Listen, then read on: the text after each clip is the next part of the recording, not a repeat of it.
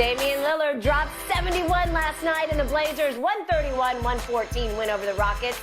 Dame, just the 8th player to score 70-plus points in a game, and at age 32, the only player to do it over the age of 30. The Blazers star shot 13 of 22 from 3, and 22 of 38 overall. Shannon, on a scale of 1 to 10, how impressive is this performance to you? 100, 1,000. Skip, and I'm going to say something that you're probably going to disagree with me. But of all the great shooters, Steph Curry, Klay Thompson, Larry Bird, Reggie Miller, if you say, Shannon, I want you to have one game, I'm going to take him.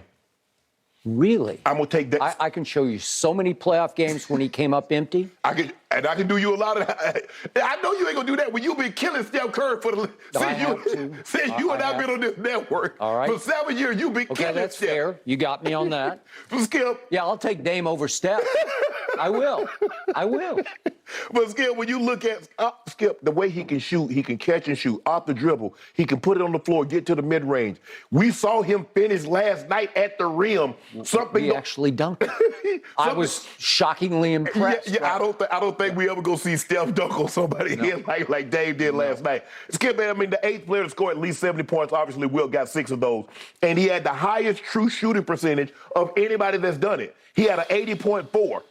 Donovan Mitchell was like 79. David Thompson was 78. Kobe was like 74. Wilt was 73.4. 22 of 38. Made all of his free throws. 13 of 22 from the three-point line. Skip, he would have got 80. Had they not started double-teaming him coming out of the break, Skip, he might have got 80 or 90 because he had 50 at half. He had 41 at half, and then he had... Right. Well, he had 50 after 3. No, he had 41 at half. So we're on Kobe alert, yes. Right? And Skip, and then all of a sudden now, I was like, y'all want to double the man now. So when he got 25 with like 4 minutes left in the second, y'all ain't going to double him. Because he got like 14, 15, Skip, in the last like 2.5 minutes. You don't want to double him then. You're like, oh, man, he going to cool off. And now you come out, because I was hoping, I figured he could get at least 75 considering where you go. But Skip, I mean, he's unbelievable. A man his size. And because he came along in the era, Skip, there's a lot of quarterbacks. Phillip Rivers, Ben Roethlisberger, a lot of the Drew Breeses don't get the credit they deserve. Agreed. Because they played with Tom Brady era. I agree. He's not going to get the credit he deserves as a shooter because he happens to be in the same era as who? One, Stephen Wardell Curry. Yep. But Skip, this young man can flat out shoot the basketball. And last night it was on full display because I was like, oh man, y'all gonna blow him out and they're gonna end up taking him out. And then all of a sudden, Houston makes a run and they cut it down to like 6. He said, man, give me the ball. Stop playing, give me the ball. And then he just like boom, boom, boom, boom, Skip. The guys now, Skip, is 70 the new 50? And Skip, when I was growing up and somebody scored 50, man, you stopped the presses. 50 was a big deal. Man, you don't even get mentioned. It used to be, Skip, if you scored 50 points in an NBA game, you owned the night. Score 50 right now, you might be in 3rd place. You might be in 4th place. Because somebody going to probably drop 60, and now we done got back-to-back 270s in the same season. And I don't think that's happened since, David Thompson and, I don't even know, David Thompson scored that 73. Yep. To try to win the scoring title, and Iceman hit 66, followed him over to 66 to win the closest scoring race in NBA history. Yep. But Skip, that was spectacular last night, and I watched it. I couldn't believe it. I was like, ain't no way this man gonna get 40 and a half. Kobe didn't score. He scored 55 in the second half, but he only had 26 points at the half. Dame had 41. Okay, you finished? Yes. My turn. I'm going to give you one all-time great point here. Damian Lillard is the greatest deep shooter I've ever seen. I'm talking about deep threes, logo threes. They're effortlessly shot. Yeah. They're shot like they're free throws, and he has slightly more range than Steph Curry does because he's a little stronger than Steph is. It's just effortless because he's put together now at 6'2". Steph might be an inch taller than he is. Maybe 6'3", So speaking of height, as soon as I realized he had gotten into this 70 club, I thought, wait, is he the shortest man ever to score 70-plus points? And no, but then I I started thinking, wait a second, back on January the 2nd of this year that we're in, the year of our Lord, 2023. Guess what that guy did in Cleveland, Donovan Mitchell, and he is listed as an inch shorter at 6'1". No way. Well, I looked it up, and that's what he's listed. And to my eye, they look in the same ballpark. Right. But he's listed at 6'1". To Dame's 6'2". Yeah. For the record, that's. Well, they got to measure off, Skip, because I want the record. We got to do a measure. We got to do a measure. Because it's close. It is. But to your point, it is very difficult for any man 6'2"-ish to score that many points because you don't have the wilt advantage of just laying it, the finger rolling it in. You don't get any easy ones. Dame got one dunk, but by his standards, that's not an easy play to make. That's a hard play for him to make because he doesn't do that a lot. So I give him high marks for getting into the 70s at 6 feet 2 inches tall. Now, back to Jen's question. Scale of 1 to 10, how impressed was I? I'm going to go 9, and I'll tell you why. And I hate to be the bearer of bad tidings. You can kill the messenger if you want. Yes. You can say I'm raining on a parade that should have the biggest umbrella over it in the history of shooting. But here's the point. Houston is the worst team in basketball at 13-47. Think about that. They are 13-47. Yes. They were playing effectively without their best 3 players because Jalen Green didn't play last night, Kevin Porter Jr. did not play last night, and Şengün, who is their 3rd best player, and I like him. Yeah. And he ended up with 17 and 10, but he was playing no defense to the point that Stephen Silas, mid-3rd quarter, said, you come over here and sit by me. Come defend me over here on the bench because you're not defending anybody on the floor. So he did not play. Şengün didn't play the last quarter and a half. Well, they're already the worst team, so you've taken away their best 3 players. Well, what's my degree of difficulty against this team? Okay, so now I'm looking at defense. They have allowed the 2nd most points in the league, and they are, as a 3-point defending team, they allow 15 3-pointers a game. That is the worst in the NBA. So wouldn't you say that the degree of difficulty was the lowest it could be against any opponent in the league against Houston? Skip, you know what? I would have said, you know what? If he'd got 40 or 50, I said okay. But Skip, to go get 70. Okay, and you could say against Air, it's hard to get 70. Against the Washington Generals, who used to be the foil figures of the Globetrotters, it's hard to get 70. Hard for Meadowlark to get 70 against the Washington Generals, who were just watching, right? Okay, I got all that. But here's my issue. Portland is 29-31. Right. And this got me about Dame. He pulled off an all-time great 3-point shooting contest on All-Star Saturday night. He needed to make the money ball to win it. He made it, and God bless him. More power to Dame. That was his 3rd try in the 3-point contest, and it wasn't like Craig Hodges used to just show up and win it, except the day Bird put his finger up in the air. And he finished 2nd that day. But the point is, I guess Dame was so exhausted, so drained from All-Star weekend and obviously the Sunday game, that he came back on Thursday night. They came back like everybody else. Most teams played Thursday night, and they played at Sacramento. He didn't play in that game. Did he need 1 more day, or it actually ended up 3 more days of rest? I guess he did. And I look back at the game that they lost before the break. They lost at home to Washington. And in that game, Dame shot 5 of 17 from 3. And they lost 126-101. So it's hard for me to dredge up a whole lot of gushy respect for this because, you can do it against Houston. It's like a bad team against a bad team because right now Portland's not a very good basketball team.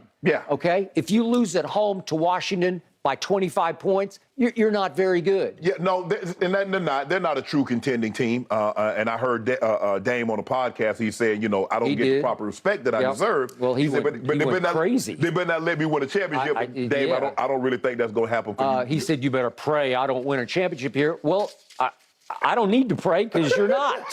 You're just not. You're not. Sorry. No, unless Kevin Durant chose to say, I want to go to Portland. Correct. Or Giannis or one of these other top 5 players says, or Joel Embiid or Yoke says, I want to go play with Dame.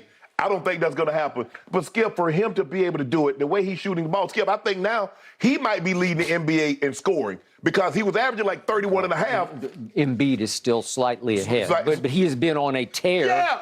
I think over maybe the last 10, he's averaged 37. Yeah. Okay? So he's got a shot to win the scoring title. He absolutely has a shot. And because the way he can shoot it, Skip, he shot one, the other night, he's like taking, well, that was the All-Star game. Skip, he was one step behind half court. And he shot it like he's shooting I agree. I'm like, bro. I've never seen anything like that. And the way he can get that shot off, Skip, the way he could step to the side, either left or right, straight up, it doesn't matter. I got it. And then now you hug up on him. He can get by you because he got great handles. He can pull up from the mid-range, shoot it, kiss it off the glass, and then he can get all the way to the rim. He almost had another one, but the Rook erased that shot he had. But Skip, he's special. He's a special talent.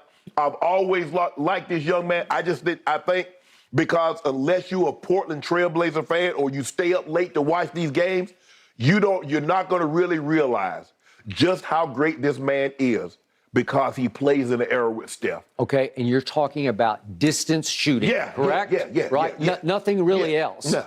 Because he doesn't really try to do much else, right? He can facilitate. All these guys are not point guards. They're point guards in title. They're two guards.